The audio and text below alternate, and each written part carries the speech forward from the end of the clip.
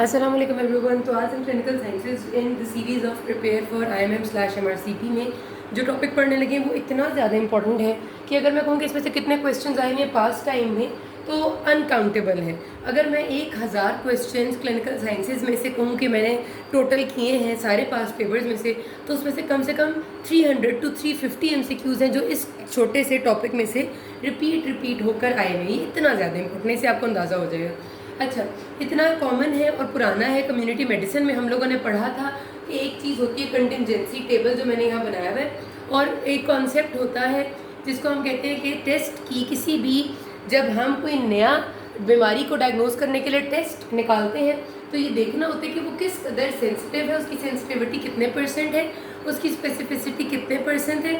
फिर उसके अलावा कुछ वैल्यूज़ होती है, positive predictive value, negative predictive value and likelihood ratios. ठीक है, इन सब चीज़ों की डेफिनेशंस, इन सब चीज़ों को कैलकुलेट करना फ्रॉम द डाटा, ये हज़ारों दफ़ा आया हुआ है। अगर आपको मैं सारी वो चीज़ें क्लिनिकल साइंस में से करूँगी जो बार बार आ रही हैं, ठीक है, जो कम आने वाले टॉपिक्स हैं ना, उनको शायद मैं आपको सिर्फ बता दूँ कि ये चीज़ें हैं जो एक दफ़ा आई हैं, क्योंकि ये वो है जो आपका एक दफ़ा समझ गए आप लोग, तो आप यकीन जाने आपके हज़ारों के हिसाब से MCQs ऐसे हैं जो इनमें से आ रहे हैं। ठीक है, ठीक है।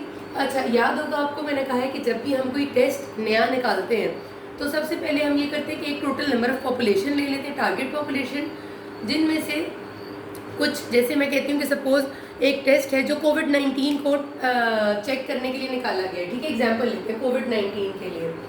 वो जो नया टेस्ट होगा हमेशा उसको भी हम सारे लोगों पे अप्लाई करेंगे, और जो पुराना गोल्ड स्टैंडर्ड टेस्ट अभी तक चल रहा है वो भी सारे लोगों पे अप्लाई किया जाएगा। जो नया टेस्ट है उसके हिसाब से हम ये टेबल बनाते हैं। इस टेबल में हमेशा ये फिक्स रहेंगी, ये जो मैंने बनाया हुआ है। इस तरफ डिजीज़ प्रेजेंट लिखना है जिनमें असल में डिजीज़ मौजूद है लोगों में।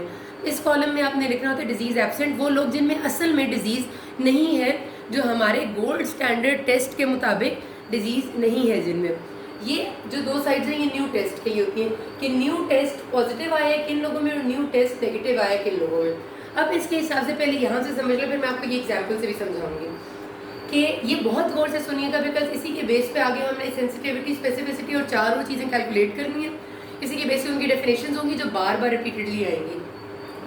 सबसे पहले न्यू टेस्ट पॉजिटिव, यानी कि जो अभी हमने नया टेस्ट कोविड-19 के लिए किया है, हमने जिन लोगों पे किया वो पॉजिटिव आ गया और उनमें असल में डिजीज़ भी मौजूद थी, यानी गोल्ड स्टैंडर्ड ये कहता था इनमें डिजीज़ है, तो ये हो गए वो लोग जो ट्रू पॉजिटिव है, TP से लिखते हैं इसको। ठीक है, फिर कुछ ऐसे लोग थे जिनमें हमारा नया टेस्ट तो पॉजिटिव आ गया लेकिन डिजीज़ नहीं मौजूद थी, गोल्ड स्टैंडर्ड टेस्ट के मुताबिक उनमें बीमारी नहीं थी, तो इसको हम कहते हैं फॉल्स पॉजिटिव, यानी गलत पॉजिटिव आया हमारा टेस्ट। फिर कुछ ऐसे लोग थे जिनमें न्यू टेस्ट नेगेटिव है, यानी कि वो कहता है हमारा टेस्ट के में डिजीज़ नहीं है लेकिन गोल्ड स्टैंडर्ड के मुताबिक डिजीज़ प्रेजेंट है, तो ये हो जाएंगे फॉल्स नेगेटिव।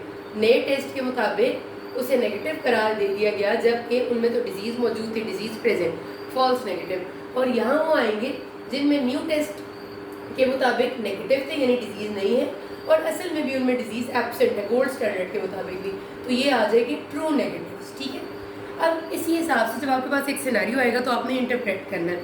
वो आपको सिनेरियो कभी भी सीधा नहीं देंगे कि एक टेस्ट था जिसमें ट्रू पॉजिटिव इतने थे, फॉल्स पॉजिटिव इतने थे, ऐसा नहीं होता। आपके पास सिनेरियो आता है, फॉर एग्जांपल कोविड-19 was a test which was done in 1000 of population, a new test was advised to test the कोविड-19, total number of 1000 people were selected, out of which 750 were diseased people, but गौर से सुनिएगा, 750 were diseased people but the new test only revealed 600 people to be diseased. ठीक है, अभी हम इधर तक ही रखते हैं डिजीज डॉक्टर। इसमें उन्होंने बहुत इंपॉर्टेंट इन्फॉर्मेशन हमें दे दी लेकिन डायरेक्ट नहीं दी। उसने कहा 750 वर डिजीज पीपल, यानी टोटल जो गोल्ड स्टैंडर्ड टेस्ट है उसके मुताबिक 750 लोगों में बीमारी है, पर जो न्यू टेस्ट है उसने ये बताया कि सिर्फ 600 लोग पॉजिटिव आए, 750 नहीं आए, 600 आए। तो वो लोग जिनमें बीमारी है और जो न्यू टेस्ट पॉजिटिव है वो 600 है, तो ये 600 का जो वैल्यू है ये आ जानी चाहिए ट्रू पॉजिटिव के कॉलम में कि डिजीज़ भी मौजूद है और न्यू टेस्ट पॉजिटिव आ गया। ठीक है, 750 इधर नहीं लिखना क्योंकि 750 के 750 हमारे न्यू टेस्ट ने पॉजिटिव नहीं दिए। अब हुआ क्या, 750 में से 600 निकाल दो तो बच जाता है 150। बाकी 150 का क्या हुआ, बाकी 150 में डिजीज प्रेजेंट है पर न्यू टेस्ट नेगेटिव आ गया उसमें, मतलब न्यू टेस्ट ने वो डिटेक्ट नहीं किया। नेगेटिव का मतलब ये है कि वो पकड़ नहीं सका, आसान लफ्जों में। तो 750 में से new test revealed 600 to be positive. अब ये 150 का नंबर सिनेरियो में नहीं होगा, आपने खुद निकालना है सोच के। कैसे सोचा आपने, आपने कहा कि उसने कहा हुआ है कि new test revealed only 600 to be positive, तो आपके ख्याल में ये आया कि बीच में जो 150 बच गए, इसका मतलब न्यू टेस्ट उनको डिटेक्ट नहीं कर सका और उसके मुताबिक न्यू टेस्ट के मुताबिक वो नेगेटिव हो गए। तो न्यू टेस्ट नेगेटिव थे लेकिन डिजीज प्रेजेंट थी इस जगह, तो ये 150 आ जाएगा आपका फॉल्स नेगेटिव में, उस जगह आ जाएगा जहाँ पर जिनमें डिजीज तो मौजूद थी पर हमारा टेस्ट उनको डिटेक्ट नहीं कर सका। ठीक है, यहाँ तक हमने 2 चीज़ें निकाल ली। अब आगे पढ़ते हैं। आगे सिनेरियो कह रहे हैं कि यहाँ तक सिनेरियो ने कहा कि new test revealed only 600 to be positive.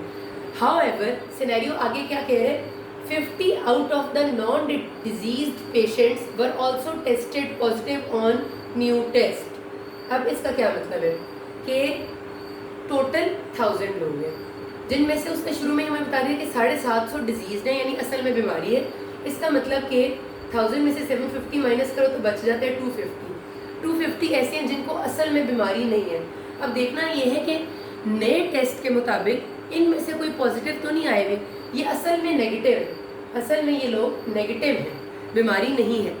तो इसने ये हमें कहा कि however 50 out of the non disease patients, non disease कौन से थे, 250, जो 1000 में से 750 निकाल दो तो 250 बचे थे, वो थे नॉन डिजीज पेशेंट। ने उसने कहा कि 50 out of the non disease patients, यानी इसमें से 50 ऐसे थे जो न्यू टेस्ट पे पॉजिटिव आए, यानी कि हमारा नया टेस्ट थोड़ा सा गलत डिटेक्ट कर गया और उसने ये देखा कि 250 में से भी 50 लोग पॉजिटिव हैं, यानी डिजीज एब्सेंट है इनमें पर टेस्ट पॉजिटिव। तो किस जगह आएंगे, डिजीज एब्सेंट, इधर टेस्ट पॉजिटिव, फॉल्स पॉजिटिव में आ जाएंगे कौन से लोग, ये वाले 50 जो कि जिनमें डिजीज असल में नहीं थी पर न्यू टेस्ट में पॉजिटिव आ गए। बाकी कितने बचेंगे, 250 टोटल नेगेटिव है, 50 उसमें से गलत डिटेक्ट हो गए, तो बाकी बचेंगे 200।